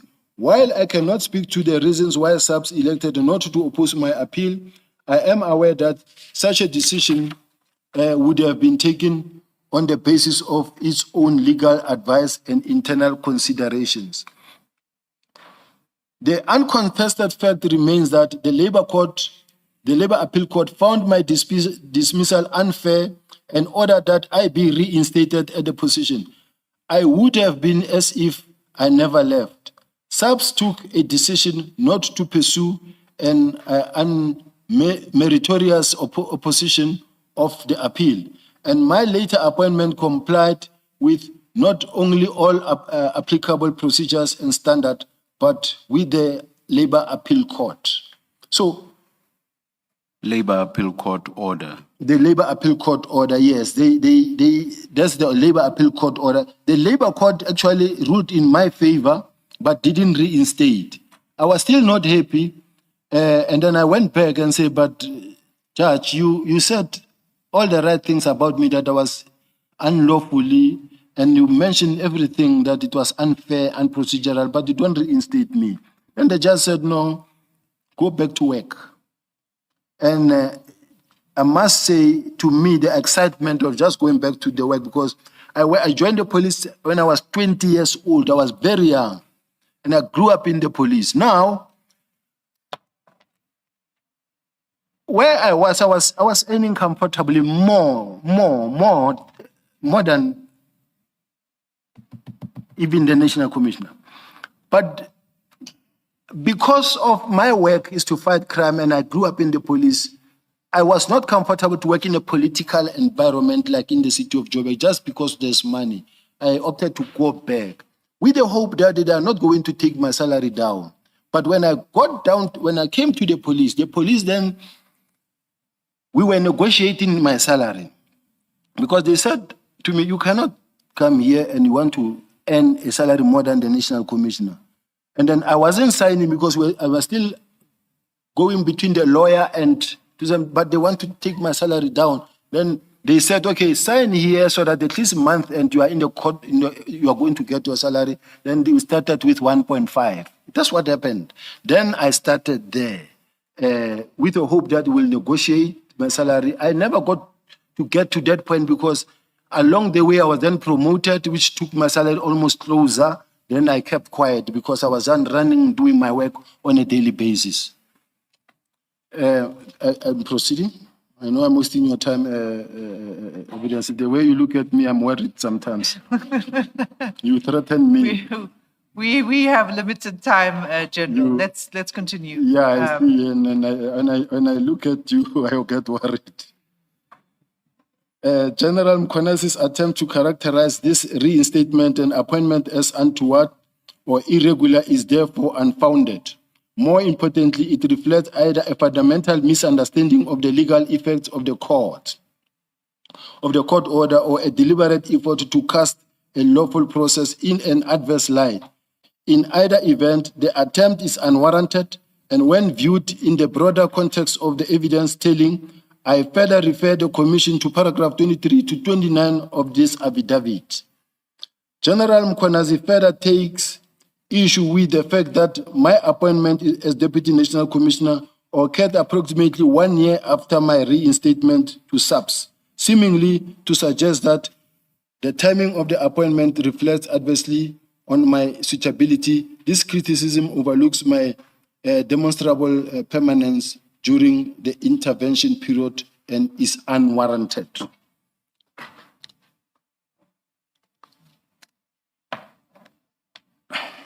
Keep going.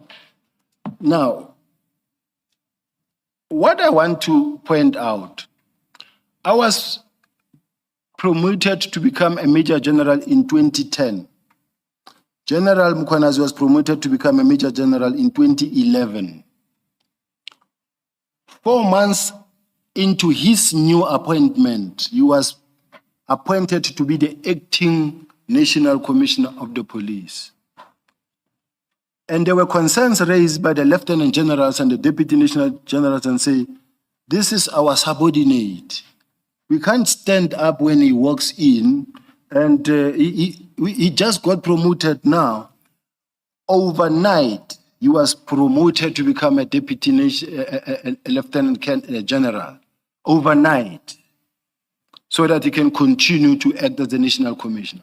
Of which was removed within, I think, 7 months into that position, because what I want to say is that Does his testimony not say that he opted out? Am I mistaken? I choose to disagree, Chair. All right, let's. Yes, I choose to disagree on that one. All right, thank you. Yes, but be that as it may, Chair, he's querying the fact that I was appointed a general from 2010 and I was reinstated as if I never left to 2022, which makes it something like 13 years, a major general. But where I was a head of department still. I progressed. I was working very hard wherever I've been. Now, for him to say I was not supposed to have been promoted, it's as if I could say, look who is talking. Because I was promoted in 2010, was promoted in 2011. But the fact that he was promoted into acting as an national commissioner due to political reasons or political intervention, because it is a presidential prerogative as to who he appoints, maybe, but the person must be competent and suitable. They appointed General Mkhwanazi. And the procedure in the police that you must at least stay 2 years in a rank before you can be promoted to the next rank. Now, in 2011, we became a major general. But within 2011, we become an acting national commissioner.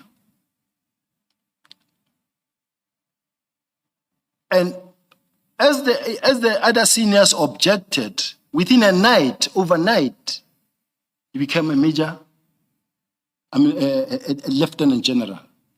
That made him now to be able to continue acting as the national commissioner. And which year is this? The promotion is in 2011. 2011. Still 2011. Still 2011. That's the period I was deeply involved in the Richard Mdluli matter.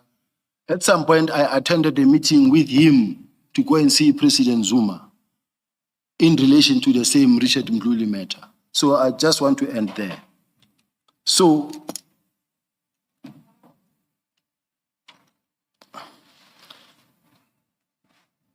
Paragraph 136.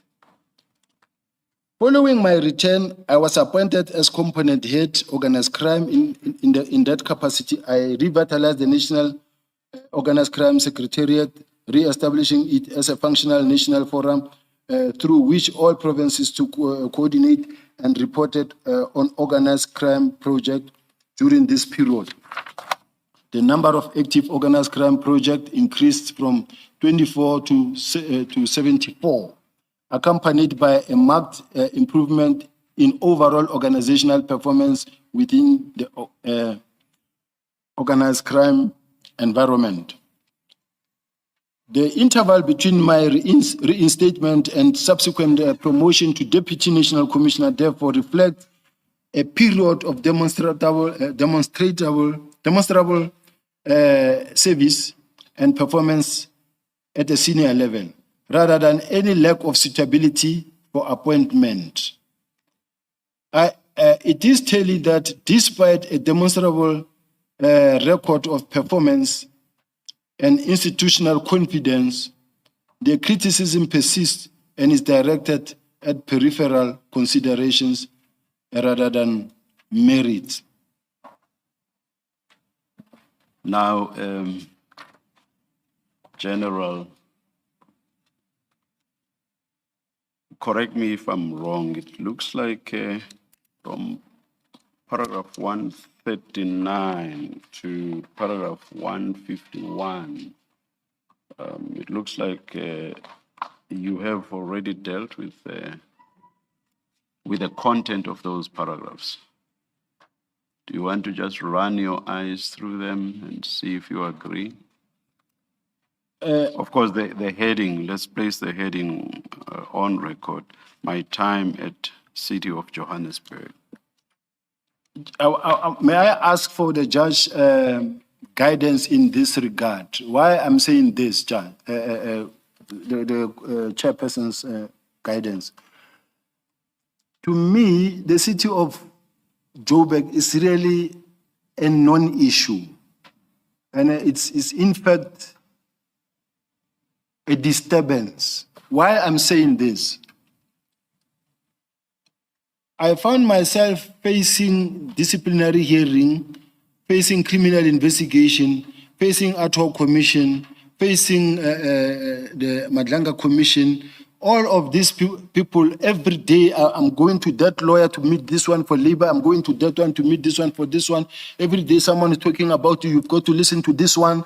This one was talking about you. You've got to listen to you. I call the lawyer and say, please listen to so-and-so talking to me. They say, we can't sit and listen. We've got to wait for the commission to send us the statement. Now, this side issue of the City of Joburg, it is matters that were investigated, re-investigated, double investigated again by other role players, public protectors, City of the Hawks, Lord, with the same person complaining, refusing to accept the results. Now, to me, I'm sitting here wasting my time on having to respond to the issues of City of Joburg, where they were ventilated and they were investigated properly. Even the Hawks investigated and the DPP declined to prosecute. The public protector cleared me. There's been many legal. So I just want to say, if the chairperson is saying, look, we are comfortable, I will walk through and leave it. But this is a thing that I was prepared to address once and for all, because there's no grabber, there's no spying equipment. These are the allegations. There's no corruption that I was ever involved in the City of Joburg. to me, it's a complete waste of time to deal with the city of Joburg at this point in time. Ms. Killian, do you wish to comment on this? I think what we've heard up to now, Chair, covers most of the topics that were ventilated by other witnesses.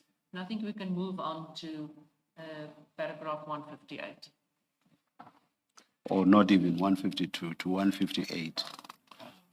150, oh, sorry, 155. Can I come in, Chair? Yes. I think it's paragraph 155. Just a minute. I was 150, 155. Thank you. Thank you. 155, General. Thank you, Chair. When I was asking, Chair, whether I can come in, if there's going to be any question that comes from the city of Joburg in relation to the city of Joburg, then it compels me to go through my statement. But if the chairperson says we have dealt with it and we are happy, then I can say let's go. But if at some point I'm going to be expected to respond to the city of Joburg, like I'm saying, to me, really, the city of Joburg is just one of those distraction that I'm facing. It's being pushed to just distract me and keep me more busy than what I'm facing now. No, the point is more this, General. Because sometimes you go ahead of the part of the narrative where you are. So you end up dealing with parts of your statement that come later. You end up dealing with those earlier. So it's on that basis that we say we think you have dealt with the parts that we referred to. That cannot mean that you will not be questioned on those parts. If there's a need for you to be questioned on those parts, you will. And I don't think you will be prejudiced because you know the story. You know about Joburg, and you say you've been engaged about it by so many persons and entities. So you know about it. It's not as if you'll be taken by surprise if you are questioned on it. Am I making sense? You do, Chair, and thank you very much. Thank and, you. I'm ready to proceed. Thank you. 155, then start with the heading. Maybe before you do that, General, let me just clarify something so that there's no confusion, at least in my head. When you spoke earlier, and I'm asking just to clarify, not because I think there's any significance to it. It comes from what you said. You were speaking about General Mkwanazi's comments about your promotion after you returned, and then you said something about, I think you said policy is that you get promoted, there's no, within 2 years or something, you cut. Can you just explain that? If you were promoted now and you were made to be let's say a brigadier, you've got to stay at least 2 years in that rank before you can start applying for another position or be promoted to the next level. Okay. But 2 years is where you need to push for that. In other words, if I was promoted as a major general in 2010, within 2011, and all of a sudden I'm again promoted, it's considered to be an irregular appointment. Okay. And that is why you had one of the witnesses testifying in the ad hoc commission about the possible appointment, I think General Kumalo, if I'm not sure, but I don't want to get into that space because it's not my testimony. Yes, and you say General Mkwanazi was promoted outside of that policy, or contrary to that policy? Yes, because he was promoted in 2011. Yeah. And then within that year, he was promoted to become the acting national commissioner. Okay. And then within a day, I think a day or two, was then promoted to become a lieutenant general. Okay. The reason I ask, and you can say if it is a typo, and I'm really trying to see if it's a hard and fast rule that was complied with all the time. In your statement, you explain that you returned to the SEPS in 2022 July in the role of in the position of, or rank rather, of Major General. And then in the next paragraph, you say in July 2023, which is a year later, you were then promoted to Lieutenant General. That seems to suggest that rule was not consistently applied in the SEPs. No, I think the commissioner is making a mistake. Remember, I was promoted as a Major General in 2010, Okay, and I was reinstated as a Major General. as a Major General, as Okay. if I never left. Okay, I understand. So, which means it comes all the way. Okay, now I'm answered. I'm answered. Thanks for clarifying. Thank you. Thank you. Can now go to 155. One page? 155. 155. And you can start with the heading.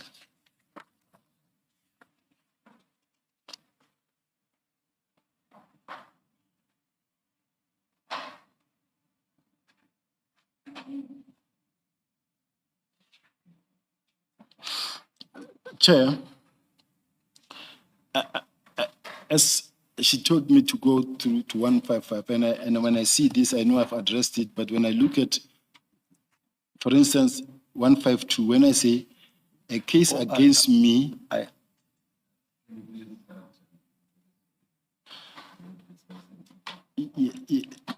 no, Chair, what I was saying is,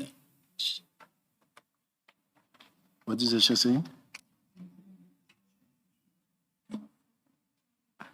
We were discussing issues around what time we should break for the day. Please continue with the point you were making. What I wanted to say, Chair, is that she says I must go to 155, and which is fine. And I also see that what is here is what I've addressed, but I want to say 152.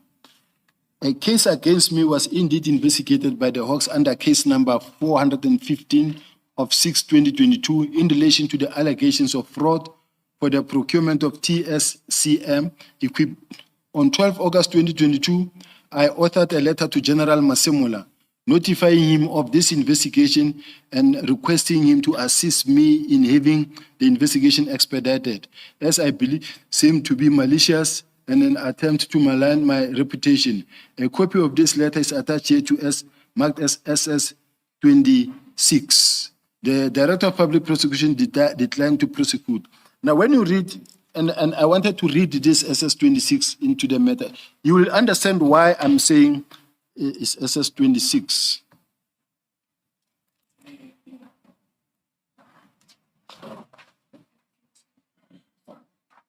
Three of 10, General.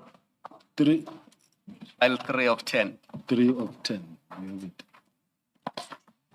3 of 10, I've got it. 432.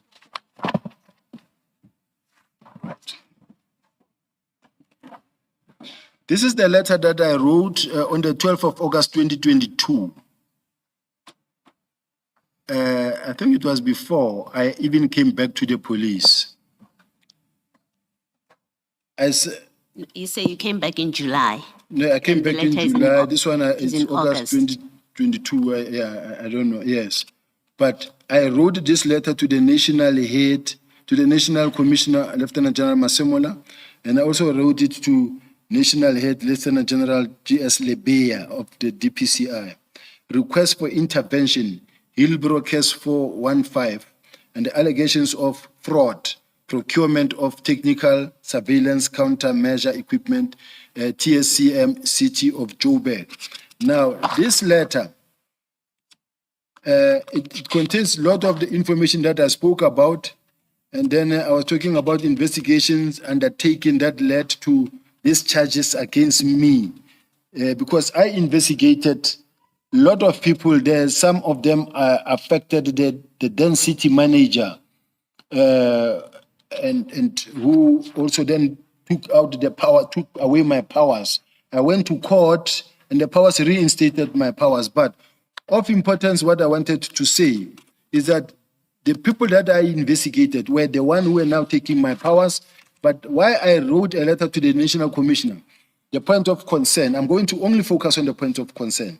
Say, corrupt individuals within the city of Joburg are using members of the police service to conduct investigation to put me under scrutiny. Despite being cleared by the SSA and Moody and Robertson report, I was told by Major General Kadwa that the SSA is not the alpha and omega upon inquiring about the progress made in the investigation. It is common cause that this is a political matter and not a clear-cut administrative investigation process. Police are failing to run with the matter and deal with it for what it is, but simply fighting and creating more confusion. This cannot be allowed to continue. All the efforts to make a conclusive finding that determines any wrongdoing on my part has not been finalized to date. However, there seems to be a concerted effort aimed at still pushing this matter for further investigation, and it is unclear as to what the motive or at least the intent is in this respect. Mr. Mesuli Mlandu is making all manner of spurious allegations and working with a rogue city and some police officials who to sow the seeds of doubt against my clearance on the allegations. All these actions are attempts to cast aspersions on my integrity, both in the SAPS, the city of Joburg, nationally and internationally. The investigation conducted by the Hawks is progressing at a snail's pace when the SSA, Moody and Robertson investigation reports are available for perusal. The last one says, the matter is worrying in that it is being politicized and used as a tool for distraction. There is clearly no wrongdoing from my side.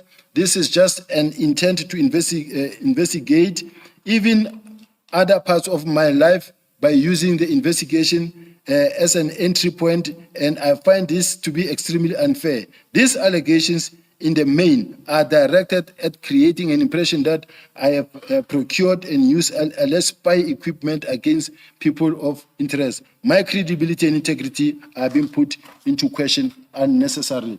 The reason why I'm saying this, Chair, is that in the police, when, let's say, for instance, you have applied for a position, or they don't want you to get to that point, they make allegations and they will open a case and say, we are running an investigation, we are investigating, and they will keep it. That is why you will hear, I've been under investigation since I came back into the police. I have other documents that were given to me where they said we were looking into you, we were investigating you, we found nothing. But since I came back, you will hear crime intelligence saying, no, the investigation is at an advanced stage. We are still investigating. I've been under investigation for a very long time, even to date, and I know I'm being investigated. But as early as last year, early January, I was told by a journalist who said, we are being asked to run a narrative or about your imminent arrest because so we want your side of the story. Are you involved with drug cartels? Since as early as last year, are you involved with drug cartels? Are you involved in drugs? I don't know if I look like someone who's involved in drugs, commissioners, but I've never been involved in drugs. I don't work with drug cartels. If there's any voice, any role I've played, it's okay. I will be charged. But at this point in time, my worry is when an investigation is being kept and saying we are investigating, and it's getting nowhere. That's what I wanted to say. Thank you very much, Chair. Thank you, General.